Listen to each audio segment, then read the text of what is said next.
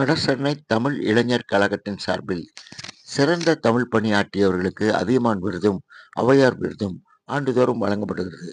இந்த ஆண்டுக்கான அதியமான் விருது நேசம் மனிதவள மேம்பாட்டுக் கழகத்தின் நிறுவனர் பி.டி. பாண்டிசெல்வத்திற்கு வழங்கப்பட்டது.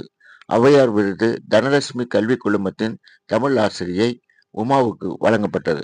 முருகதனுஷ்கோடி மேல்நிலைப் பள்ளி +2 மாணவி பொன் மாலதிக்கு சிறந்த மாணவியாக தேர்வு செய்யப்பட்டு பைந்தமிழ் செல்வி என்று அழைக்கப்பட்டு பாராட்டப்பட்டார்.